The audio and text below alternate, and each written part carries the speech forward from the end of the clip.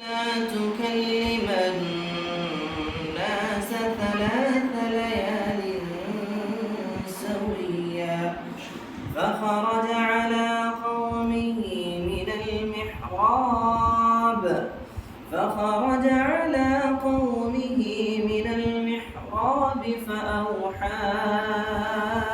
إليهم أن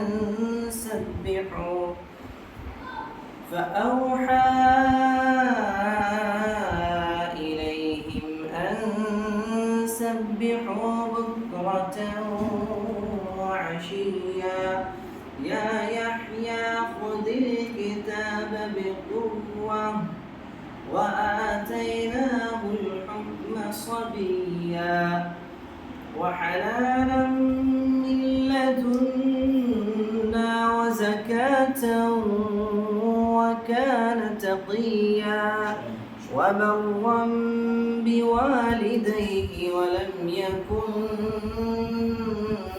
جبارا عصيا وسلام عليه يوم ولد ويوم يموت ويوم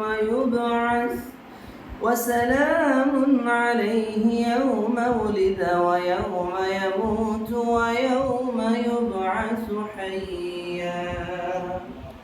ما شاء الله. الله العظيم. इंशाअल्लाह बहुत क़ारी आज़म साहब कुरान की